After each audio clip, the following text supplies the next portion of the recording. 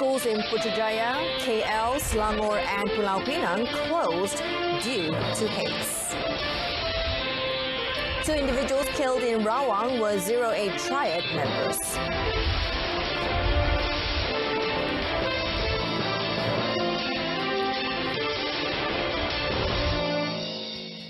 Good afternoon, welcome to News on 2. I'm Jessica Lee.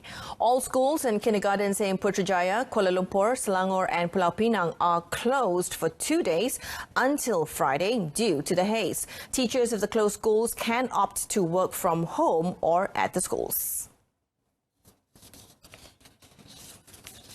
In this regard, Education Minister Dr. Mazli Malik said the school management must ensure that this ruling is followed, taking into account the welfare of all. He noted that the announcements on the closure of schools will be made by 6 p.m. daily at the latest. Pengetua dan guru besar boleh mengumumkan penutupan sekolah sekiranya pada pandangan mereka keadaan jerebu semakin teruk dan berdasarkan trend bacaan IPU pada hari tersebut. Maksudnya diberikan kuasa kepada pengetua dan guru besar. Jikalau mereka lihat walaupun 180, 190 tapi dilihat trend semakin meningkat, mereka diberikan kuasa untuk mengumumkan penutupan sekolah. According to the minister, the schools do not have to replace the days that they are closed because the closure is categorized as a disaster shutdown. Dr. Mazli also said the decision to close any institutions of higher learning rests with their respective administrations. Bagi institut pengajian tinggi pula, kita menghormati pilihan universiti untuk membuatkan pengumuman. Jikalau ada universiti memilih untuk menutup, itu merupakan mereka punya hak. He was speaking at a press conference in conjunction with the meet and greet Malaysian Warriors and Malaysian Tigers teams in Putrajaya. A stern action will be taken against those who unreasonably increase the price of face masks. The Domestic Trade and Consumer Affairs Ministry, or the KPDNHEP, in a statement said 5 types of face masks are price-controlled items where maximum prices have been set. The 5 types of face mask are single-ply face mask with ear loop, 2-ply face mask, ear loop, 3-ply face mask with ear loop or head loop, 3-ply face mask, tie-on, and the N95 face mask. Legal action will be taken against those who violate the rule when selling these face masks. According to the statement, the ministry still have the power to take legal action against those who increase the price of other than the 5 types of face masks mentioned. Since the 12th of September until the 18th of September, KPDNHEP has inspected 1,115 business premises that sells face masks in the country. During the operation, 3 warnings were issued and 30 ringgit worth of face masks were seized, and 200 ringgit compound was issued under the Price Control and Anti-Profiteering Act 2011. A stern action will be taken against Malaysian companies operating estates in Indonesia responsible for causing the current haze. Prime Minister Tun Dr. Mahathir Mohamad said the government will ask them to put out the fires in their estates first, failing which they should be ready to face the music. We also want to take action against those Malaysian companies which have estates outside Malaysia which are contributing towards the haze because of burning in their estates. We will ask them to take action to put out the fires. But of course, if we find that they are unwilling to take action, we may have to pass a law which should make them responsible for fires in their property. Meanwhile, Tun Dr. Mahathir also added that the government will be drafting laws to ensure the companies which run estates in foreign countries own up to their actions. He told a press conference after the launch of the foreign policy framework of the new Malaysia in Putrajaya. The 4.8-kilometre breakwater project on the coastline of Kota Kuala Muda, Kedah, will begin next year. Kuala Muda District Officer Datuk Nordin Yahya said the extension project involving an allocation of 22 million ringgit was approved by the federal government. He said the project, which will be implemented by the Department of Irrigation and Drainage, involved the remaining areas not included in the previous construction, namely Sungai Yu, Sungai Meriam and part of Pantai Merdeka. Previously, the construction of a breakwater involved a stretch of 11 kilometers in Kota Kuala Muda. Ya. Cuma kita tumpukan kepada kawasan dataran tsunami sebab itu kawasan strategik untuk tumpuan pelancongan dan Pantai Merdeka lah. Kawasan-kawasan macam Sungai Yu, Sungai Meriam tu cuma tombok-tombok tertentu lah yang kita siapkan.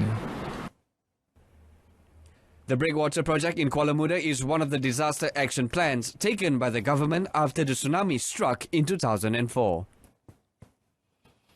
Selangor Police has confirmed that 2 of the 3 people who were killed in a shooting incident at Jalan Rawang Batu Arang near Shah Alam last Saturday were members of Gang 08 Triad who had been involved in numerous robbery cases in the state.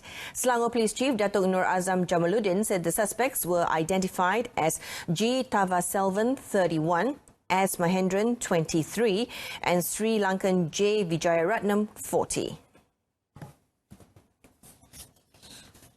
According to Datuk Nur Azam, Teva Selvan and Mahendran's identities were obtained through fingerprint checks with the National Registration Department, and they were identified as 08 Rawang Triad members, while Vijayaratnam's body was identified by his stepdaughter. Tavaselvan had 23 criminal records involving robbery cases and was detained under the Emergency Ordinance 1969 in 2006 and the Prevention of Crime Act POCA in 2014 at the Simpang Renggam prison. He was also wanted by the Kuala Selangor District Police in connection with a robbery case. Mahendran was also identified as a 08 Rawang Triad member and was involved in a robbery case in Sentul, while Vijayaratnam was involved in a robbery case in Sentul in 2016. In response to questions if Vijayaratnam was a permanent resident in the United Kingdom and had just arrived in the country on the 31st of August, Datuk Nur Azam said a check on the suspect's name found no record of his arrival at any of the country's entry points. On comments that Vijayaratnam's wife, G. Morganambal, 35, was reported to be in the car at the time of the shootout, Datuk Nur Azam said police were tracking down the woman believed to have gone missing on the day of the incident and appealed to the public with information to contact the nearest police station. Last Saturday, 3 men believed to have been involved in an armed robbery were killed during an exchange of fire, and a search of their vehicle found 2 semi-automatic handguns, 3 machetes and face masks. Coming up next, Celcom Axiata seeks collaboration rather than merger.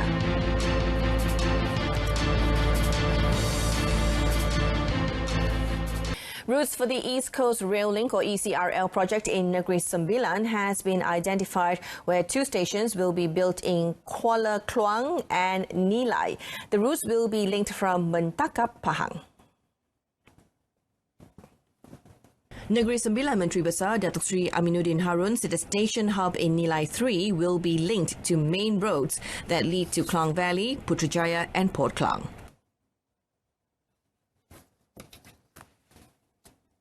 Kita telah diberi taklimat oleh Malaysian Rail Sedia Berhad, kami Sedia Berhad, yang telah memaklumkan kepada kita bahawa mereka telah pada dasarnya telah membuat satu jajaran daripada sepadan kita di Pahang, Mentangkap, Kuala Kelawang dan seterusnya ke Nilai. The project is estimated to take 7 years to be completed and will commence operations in 2027. The construction of the stations will play a major role in developing the Malaysian Vision Valley 2.0 as well as boost the Negeri Sembilan state's economy. The Agriculture and Agro-Based Industry Ministry will work with University Putra Malaysia or UPM to produce farm managers for professional management of small holdings. As Minister Datuk Salahuddin Ayub said the ministry was given the task of focusing on producing farm managers at a cabinet meeting on Wednesday. He said a meeting will be held with experts from UPM soon in regards to the cabinet's vision. bukan estate manager, farm manager. Jadi pemilik kebun yang kecil-kecil ini juga kita latih supaya mereka dapat menguruskan kebun-kebun mereka secara profesional dan dapat mereka mempertingkatkan tanaman mereka atau hasil pertanian mereka berdasarkan pada teknologi terkini dan didedahkan dengan knowledge atau pengetahuan yang lebih efisien pada masa akan datang. Datuk Salahuddin was met after the launch of the Alibaba Johor Suan Convergence in Malaysia held in Putrajaya. Support and incentives should be allocated for the small and medium enterprises or SMEs, as well as a conducive environment for them to thrive. Malaysian Technology Development Corporation Sdn Bhd or MTDC Chairman Tan Sri Abdul Rahman Mahmud said there are two phases for this, namely involving the government and inclusion of the private sector. He further elaborated that both entities had a role to create a conducive ecosystem for SMEs to easily undertake their business, transform into the latest technology as well as obtain loans, change operations model or reduce foreign workers. Hopefully, during the budget, coming budget, October 11, the government will spend some money to create the conducive ecosystem. All countries in the region spending billions of dollars to create that. According to him, such support can help the SMEs to reduce its operational costs and assist them in increasing their productivity and competitiveness. Tan Sri Abdul Rahman was met at the opening of International Smart Manufacturing 4.0 Conference or ISMC 2019 in Kuala Lumpur. The special Umrah license or LKU used by all travel agencies that sell or handle Umrah and Ziarah travel packages that was abolished on the 1st of September has been replaced with the introduction of the Umrah fee under the Inbound, Outbound Ticketing and Umrah or IOTU license under the Ministry of Tourism, Arts and Culture or MOTAC licensing department. According to Deputy President of Malaysian Association of Tourism and Travel Agents, MATA, Muhammad Akil Muhammad Yusof, the new licensing criteria are the same as the LKU, but it could handle a higher number of travel agencies and more pilgrims that want to perform Umrah. The new license can be renewed depending on the company that handles the Umrah, compared to the LKU that needed to be renewed every year. Bagi mata lah kan, bagi mata pandangan mata benda ni sama rata kepada semua ahli. Okay. Dulu kita ada ahli yang bermuasasah dan ada ahli yang tidak bermuasasah. Selalunya ahli yang tak bermuasasah ni yang tak boleh nak keluarkan bank garanti 200,000. Sekarang semuanya sama, masing-masing kalau nak bekerjasama nak dapatkan muasasah dan mereka kenalah keluarkan apa yang dimindaki oleh muasasah. Muhammad Akil was speaking in the new Umrah Regulation 1441 Hijrah press conference in Kuala Lumpur. He also urged the Umrah and travel agencies to not take advantages by imposing extra payment after the Saudi government imposed extra visa charge of 300 riyal to those who wants to perform Umrah. On the 10th of September, the Saudi Arabian government announced a royal decree to restructure all Hajj, Umrah and travel visa and abolish the repeat Umrah visa. AirAsia Group Berhad co-founder and Group Chief Executive Officer CEO Tan Sri Tony Fernandes is to step down from all his positions except in AirAsia Group and AirAsia X. The announcement was made in his tweet on Wednesday. In a tweet, he said a decision was taken to move up the next generation of AirAsia leaders to the forefront. Last month, AirAsia announced a leadership reorganization in support of its transformation into a travel and financial platform company and built AirAsia.com into a lifestyle brand. The reorganization exercise includes Irene Omar, who has been appointed AirAsia Group President and will head up the corporate venture capital arm.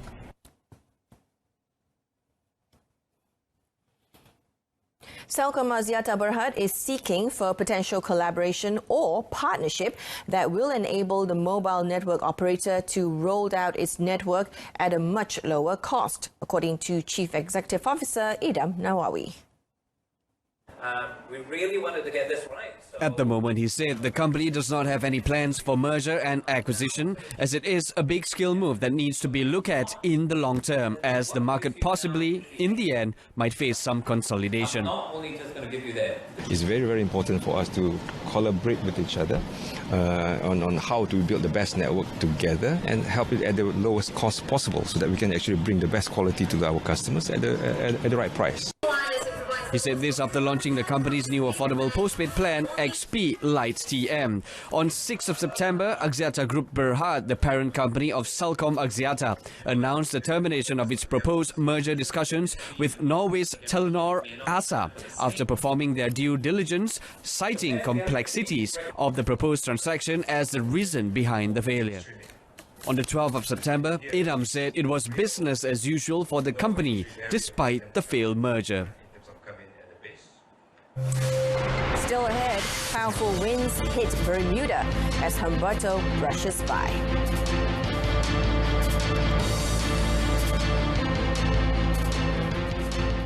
Now, Malaysia is keen to learn more on the United States' experience in establishing a single border agency to control the country's entry points.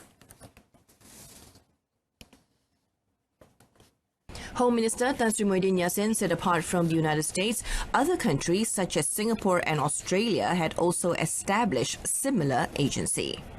Maklumat ni kita perlukan untuk membantu langkah yang sekarang ni sedang mula kita ambil berdasarkan ataupun berpandukan kepada keputusan Jemaah Menteri beberapa bulan yang lepas. He was referring to the 3rd of July meeting that agreed on the proposal of a single body to look after the country's borders and entry points, including the ports. Tan Sri Muhyiddin was met after visiting several U.S. security institutions in Washington, D.C. He also met with Federal Bureau of Investigation or FBI Director Christopher Wray with discussions on efforts to increase cooperation in training and capacity building. Coming up in sport, defending champ Perak into Malaysia Cup quarters.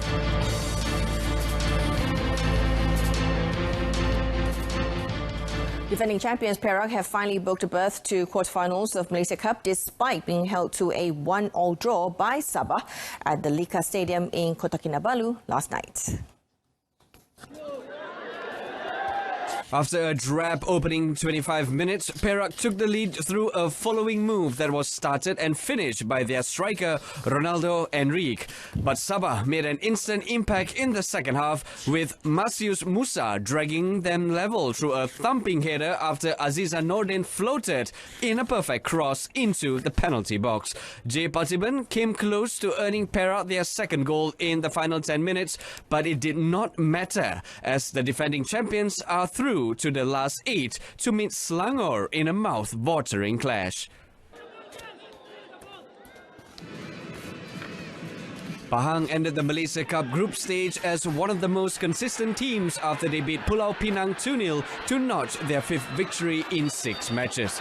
Dola Saleh's men had nothing much to play for, having already topped Group C, and they were unlucky not to go behind after a shocking Casagrande miss from an open goal early in the second half. The visitors would take the lead in the 52nd minute through Harold Goulon's wonderful solo goal before A. Segar doubled their advantage after diverting the ball into his own net 6 minutes later.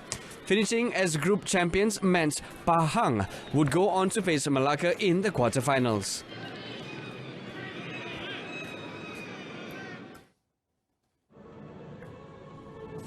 Two goals in either half from Ifedaya Olusegun and Khairil Muhaimin proved enough to earn Selangor a priceless 2-0 win over Felda United and book their place in the quarterfinals of the Malaysia Cup. Victory meant Selangor ended Group D as champions, but they were made to work hard for the win against a gutsy Felda side who battled until the final whistle. Felda had threatened early on, but Selangor went in from through Ifedaya Olusegun, who smashed into the top corner to complete a flowing move. Felda were the hungrier side in the second half as Hadin Azman hit the upright before forcing Khairul Lazan Khalid into a brilliant double save. Selangor eventually closed the game through Khairul Muhaimin, who found the net through a flamboyant flying header to seal the points and their passage to the knockout rounds. Selangor will now face Perak in the two-legged quarterfinals.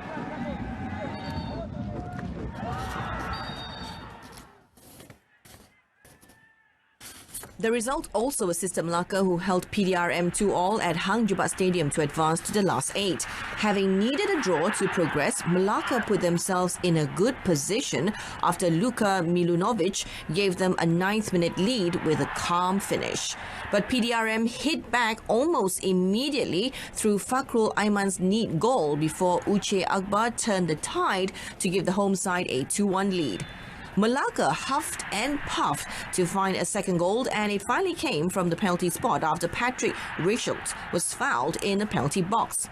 Safiq Rahim stepped to calmly slot home and send Melaka through to the last 8, where they will face Pahang.